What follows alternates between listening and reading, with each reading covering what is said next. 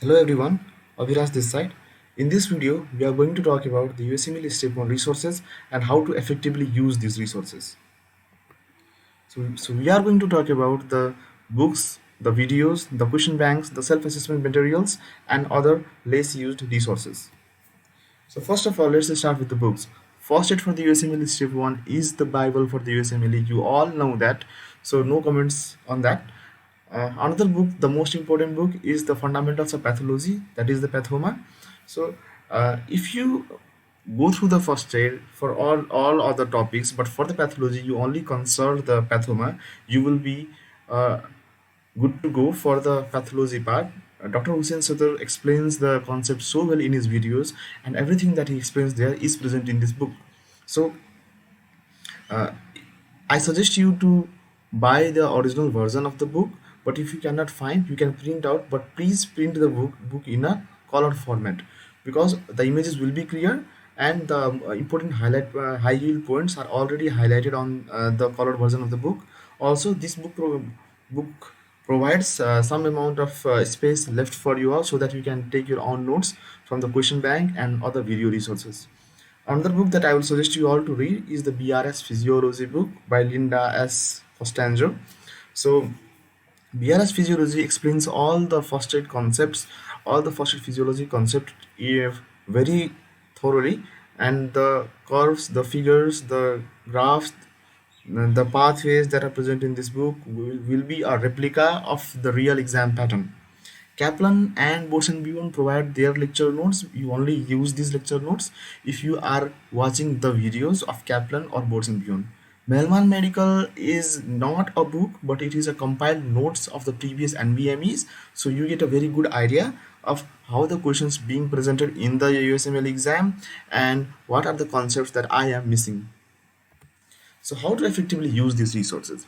So first of all, you watch the videos. Yes, first you watch the videos. You start with the videos. Don't read the first aid blankly. So first you watch the videos and then you read your books. Then you read the notes. You skim through a chapter and you take the notes, what was missing and what's present in the videos in your book. After that, you go and you solve the question bank. You identify what the chapter is all about and how much you have retained and what is your knowledge level. So after solving the question bank, you need to annotate the extra information that you found in the question bank in your first aid book or in your Prathama book or any other book that you are following. So you rewrite and you recall in your own words what is missing in the book. After that, you again review, you take quizzes on the topic to assess how much you have learned. Now, talking about the videos, so first of all, Boards and Beyond, I would suggest you to use Boards and Beyond if you have a very little time, at least 6 months in your exam, and if you have at least an average basics clear first of all, and then only you start with the Boards and Beyond. If you are someone who have a lot of time, at least a year, 8 months or 9 months left, then you need to start with Kaplan Medical.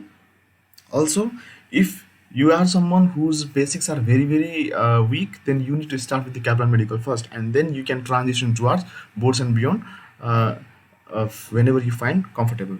So Pathoma, for the pathology part, no comments again. Sketchy Medical is the one resource that I personally did not use, but people find it very useful.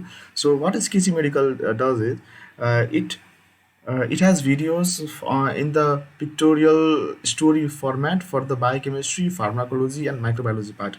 So you can try that if that works well for you. People have used that, and it has worked best for a lot of people. So you can try that, and if that works well for you, then go with the Sketchy Medical for the microbiology part and for the biochemistry and pharmacology part. Osmosis Medical, Osmosis, I will suggest you only to use Osmosis for those topics which you do not get comfortable with, which you are not yet comfortable with. And actually, I use Osmosis for the pharmacology part of most of the chapters. The renal pharmacology part of Osmosis is just awesome. Another video resource is the Physio you can use from the beginning. You can make Physio your primary resource, but I would suggest you to use Physio for the biochemistry and for the cardiology part and for the biostats part. Physio does a very good job in explaining these chapters. So Physio it is. Next up, are the question banks. So question banks are necessary for you to remember the information, because you are solving the topics, you are learning about the topics on the basis of questions.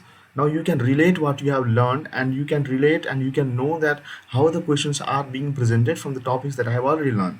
So you for to remember the information and to improve the memory, because you are actively recalling what you have already learned, and to identify the facts that you have missed, so that you can annotate those in your first aid, or you can, or in your pathoma book.